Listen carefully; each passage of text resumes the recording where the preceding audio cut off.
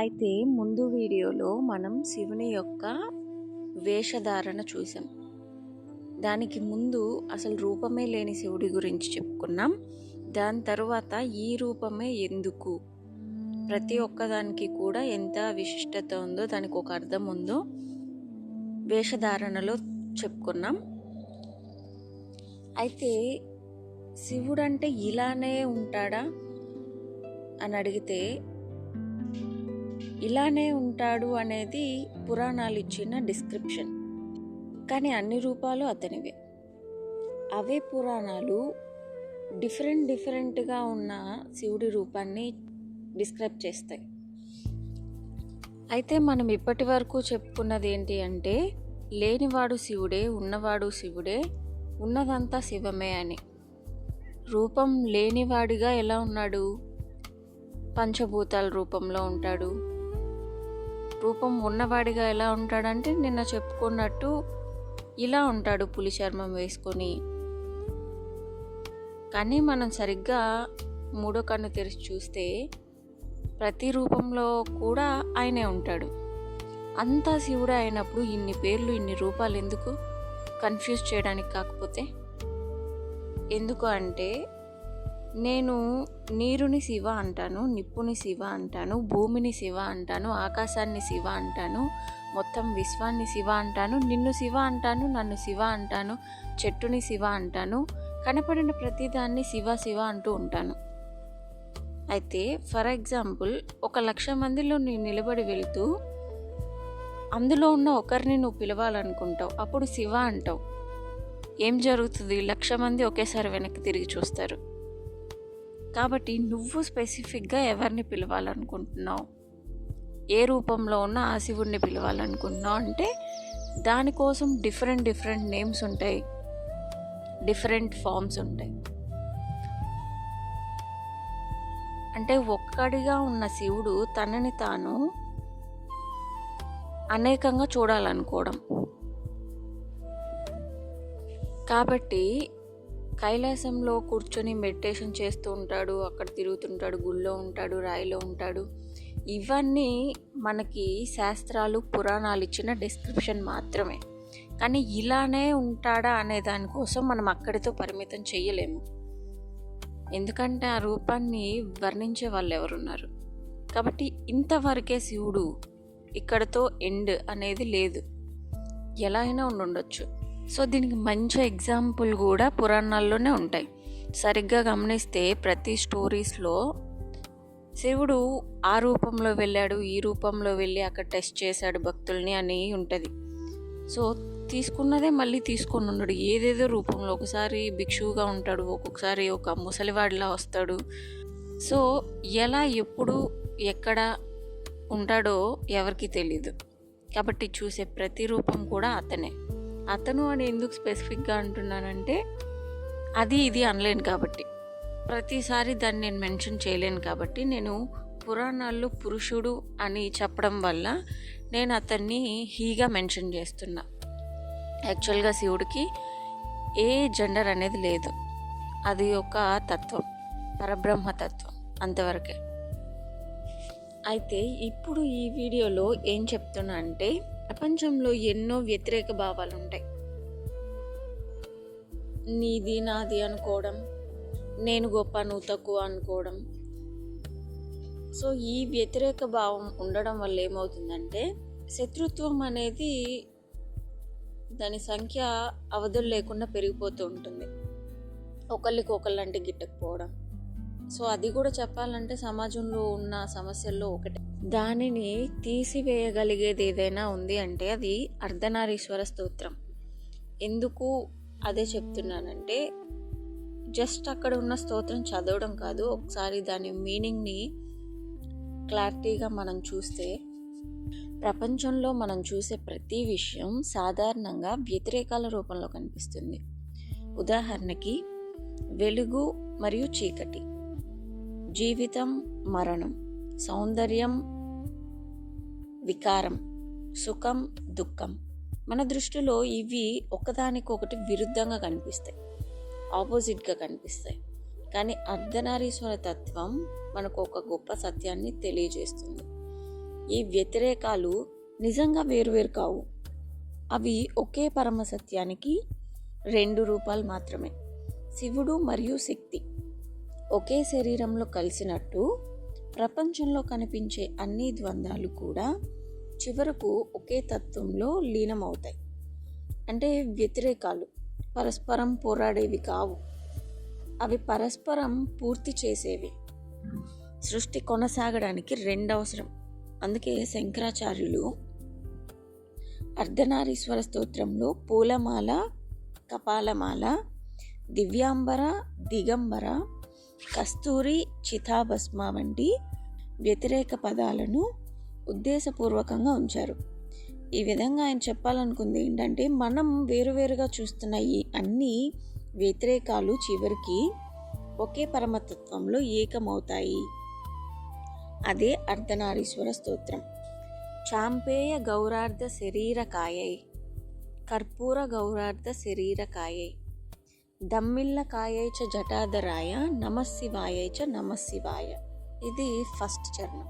అయితే దాని అర్థం ఏంటి? ఇందులో ఆపోజిట్స్ ఏమున్నాయి, అది ఎలా ఒకటైపోయింది. సో చాంపేయ అంటే చంపక పుష్పంలా పసుపు బంగారు రంగులో ఉంటారు. ఎవరు? ఒక హాఫ్, అందులో పార్వతీదేవి. కర్పూరం అంటే కర్పూరంలా తెల్లగా స్వచ్ఛంగా ఉండడం, ఇది శివుని వైపు. శివుడు కర్పూరం రంగులో తెల్లగా ఉంటాడు. ఇవి ఆపోజిట్ కలర్సే చెప్పాలంటే ఒక రకంగా. అంటే మన బ్లాక్ అండ్ వైట్ అనే చెప్పాల్సిన అవసరం లేదు, రెండు డిఫరెంట్ కలర్స్, ఒక కలర్ అయితే కాదు కదా. ఈ రెండు రంగులు కలిసి ఒకే శరీరంలో ఉండడం ద్వారా సృష్టి, శక్తి మరియు శుద్ధ చైతన్యం విడివిడిగా కాకుండా ఒకటే అని శంకరాచార్యులు తెలియజేస్తున్నారు. అయితే అందులోనే థర్డ్ లైన్లో దమ్మిల్ల జటాధర అని 2 వర్డ్స్ ఉన్నాయి. దమ్మిల్ల అంటే సుందరంగా అలంకరించుకున్న జుట్టు అని, అంటే మంచిగా దువ్వుకొని అల్లుకోవడమైనా ముడేసుకోవడమైనా. ఇది పార్వతి యొక్క సౌందర్యాన్ని సూచిస్తుంది. జటాధర అంటే జటలతో ఉన్న శివుడు, ఇది ఆయన త్యాగం, తపస్సును సూచిస్తుంది. అందం మరియు త్యాగం రెండు దైవత్వానికి రెండు రూపాలనే ఇక్కడ తెలియజేస్తున్నారు. ఆ తరువాతి లైన్స్ వచ్చేసి కస్తూరికా కుంకుమచ్చర్చితాయై, చితారజ పుంజ విచర్చితాయ, కృతస్మరాయై వికృతస్మరాయ, నమః శివాయై చ నమః శివాయ. ఇందులో కూడా కొన్ని ఆపోజిట్స్. కస్తూరి కుంకుమ, ఇంకొకటి వచ్చేసి చితారజ. కస్తూరి కుంకుమ అంటే సుగంధ ద్రవ్యాలు, కుంకుమతో అలంకరణ. ఇది జీవితం, శుభం, సంతోషాన్ని సూచిస్తుంది. చితారజ అంటే చితిబూడిద, విభూది. ఇది మరణం, అనిత్యతను గుర్తు చేస్తుంది. అంటే జీవితం ఎల్లకాలం ఉండదు, మరణం అనేది దాని తర్వాత ఫేజ్, అది ఖచ్చితంగా వస్తుందని గుర్తు చేసే విభూది. కాబట్టి ఇప్పుడు జీవితం అలాగే మరణం రెండు దైవ స్వరూపం అనే ఈ జంట ద్వారా తెలియజేస్తున్నాడు. సో ఇక్కడ కూడా లైఫ్ అండ్ డెత్ అనేవి ఆపోజిట్స్, ఆ రెండు కూడా ఒకే శరీరంలో ఉన్నాయి. నెక్స్ట్ కృతస్మరాయ, వికృతస్మరాయ. కృతస్మరాయ అంటే ప్రేమను, ఆకర్షణను కలిగించేది, అంటే దేవి పార్వతి. తర్వాత వికృతస్మరాయ అంటే కామదేవుణ్ణి భస్మం చేసిన శివుడు. ప్రేమను పుట్టించే వారొకరు, కోరికలను జయించిన వారొకరు. సో ఆ రెండు కూడా ఇక్కడ ఒకే దైవ స్వరూపంలో ఉన్నారని చెప్పబడింది. ఘనత్వనత్ కంకణ నూపురాయై, పాదాబ్జ రాజత్ ఫణి నూపురాయ, హేమాంగదాయై భుజగాంగదాయ, నమః శివాయై చ నమః శివాయ. దానిలో కూడా ఆపోజిట్ వర్డ్స్. కంకణ అంటే బంగారు గాజులు, ఇవి సౌందర్యానికి చిహ్నం. ఫణి అంటే నాగుపాము, ఇది శివుని శక్తి, భయరహితత్వానికి సూచకం. సౌందర్యం మరియు శక్తి రెండు పరమాత్మలో సమంగా ఉన్నాయి అని ఈ పదజంట చెప్తుంది. తర్వాత హేమాంగద భుజగాంగద. హేమాంగద అంటే బంగారు చేతి బండలు. ఇది సంపద ఐశ్వర్యాన్ని సూచిస్తుంది. భుజగాంగద అంటే పాములతో చేసిన చేతి కడియాలు లాంటివి. ఇది త్యాగం, శివశక్తిని సూచిస్తుంది. ధనం మరియు ఆధ్యాత్మిక శక్తి రెండు దేవత్వంలో ఒకటే అని ఇక్కడ భావం.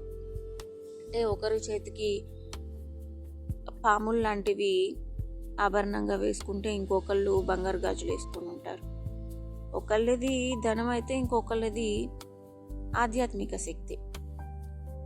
తర్వాత విశాల నీలోత్పలలోచనాయ వికాసి పంకే రుహలోచనాయ సమేక్షణాయై విషమేక్షణాయ నమః శివాయై చ నమః శివాయ. ఇందులో ఆపోజిట్స్ ఏంటి?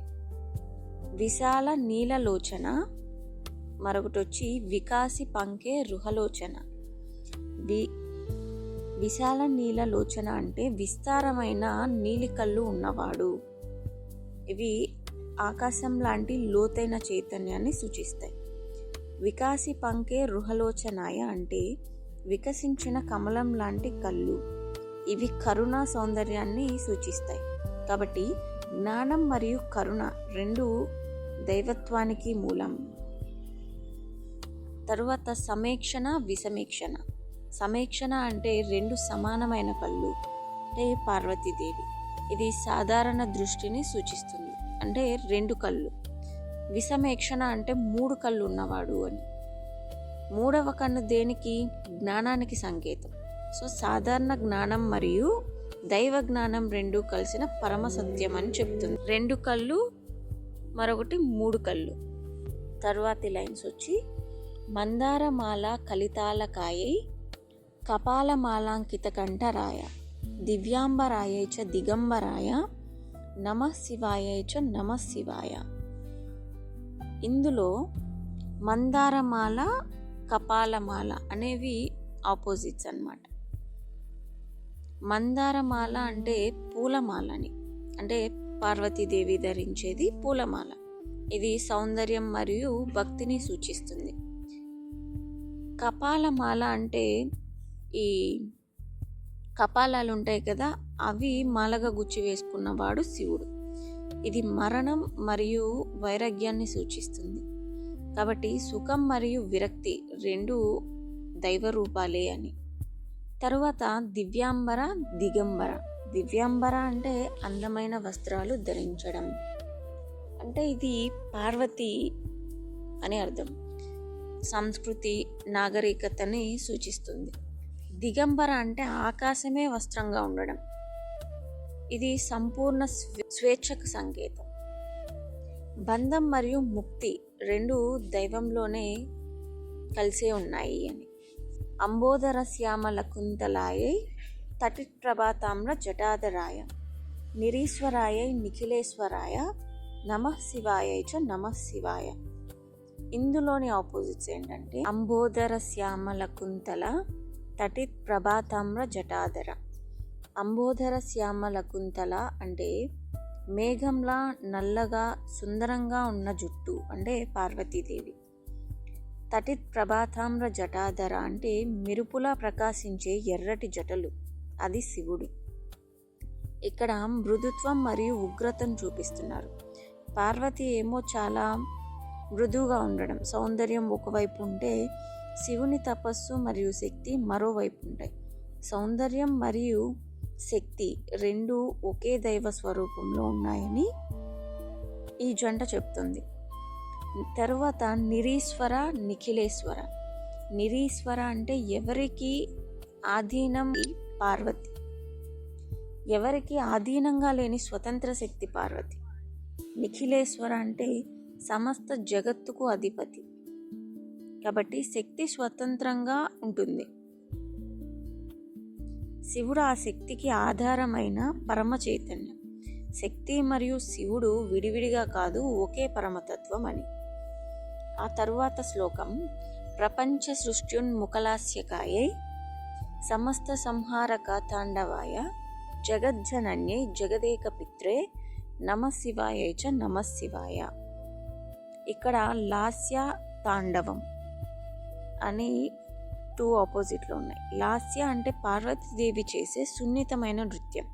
ఇది సృష్టి, సౌందర్యం, ఆనందాన్ని సూచిస్తుంది. తాండవం శివుని ఉగ్ర నృత్యం. ఇది సంహారం, శక్తి, మార్పును సూచిస్తాయి. కాబట్టి సృష్టి మరియు సంహారం రెండు ఒకే దైవ ప్రక్రియలో భాగాలు. జగజ్జనని, జగదేక పితృ అంటే జగజ్జనని ప్రపంచానికి తల్లి పార్వతి, జగదేక పితృ ప్రపంచానికి తండ్రి శివుడు. సృష్టిలో తల్లి మరియు తండ్రి రెండూ అవసరం. ఆ రెండు శక్తులే ఒకే రూపంగా అర్ధనారీశ్వరుడిలో కనిపిస్తాయి. తల్లి తండ్రి లేకుండా ప్రపంచంలో ఏ జీవి బయటకు వస్తుంది? ప్రదీప్త రత్నోజ్వలకుండలాయై స్ఫురన్నః పన్నగా భూషణాయ శివాన్వితాయై చ శివాన్వితాయ నమశివాయై చ నమశివాయ. ఇక్కడ రత్నకుండల, పన్నగ భూషణ అని ఉన్నాయి. రత్నకుండల అంటే ప్రకాశించే రత్నాలతో చేసిన చెవి ఆభరణాలు అంటే ఇయర్ రింగ్స్, అది పార్వతి. మహాపన్నగ భూషణ అంటే పెద్ద నాగుపాము ఆభరణంగా ధరించిన వాడు శివుడు. సంపద మరియు వైరాగ్యం రెండు దైవంలో కలిసి ఉన్నాయి. తర్వాత శివాన్విత, శివాన్విత. ఇక్కడ రెండు ఒకటే అయిపోయి ఉన్నాయి. ఇప్పటి వరకు ఆపోజిట్స్ అన్ని చెప్తూ వచ్చాం. ఇక్కడ మాత్రం శివాన్విత, శివాన్విత అని. ఒక శివాన్వితాయ ఏంటి అంటే శివునితో ఏకమై ఉన్న శక్తి. ఇంకొక శివాన్వితాయ ఏంటంటే శక్తితో ఏకమై ఉన్న శివుడు. కాబట్టి శివుడు లేకుండా శక్తి లేదు, శక్తి లేకుండా శివుడు లేడు. ఇద్దరూ పరస్పరం ఆధారపడిన ఒకే పరమసత్యం. కాబట్టి ఇంతవరకు చెప్పుకున్న ఆపోజిట్స్ కూడా ఒకటైపోయాయి. కాబట్టి వ్యతిరేకత అనేది ఇక లేదు. కాబట్టి అర్ధనారీశ్వర స్తోత్రం మనకు ఒక గొప్ప తాత్విక సత్యాన్ని తెలియజేస్తుంది. ప్రపంచంలో మనం చూస్తున్న ప్రతి విషయం ద్వంద్వాల రూపంలో కనిపిస్తుంది. సౌందర్యం మరియు వైరాగ్యం, సృష్టి మరియు సంహారం, తల్లి మరియు తండ్రి, అలంకారం, త్యాగం, మనకు ఇవి పరస్పరం విరుద్ధమైనవిగా అనిపిస్తాయి. కానీ ఈ స్తోత్రం చెప్పే ప్రధాన సందేశం ఏంటంటే ఈ విరుద్ధాలు నిజానికి వేర్వేరు కావు. అవి ఒకే పరమసత్యానికి రెండు రూపాలు. అర్ధనారీశ్వర రూపంలో శివుడు మరియు శక్తి ఒకే శరీరంలో ఏకమై ఉన్నట్లు ప్రపంచంలోని అన్ని ద్వంద్వాలు కూడా చివరికి ఒకే తత్వంలో లీనమవుతాయి.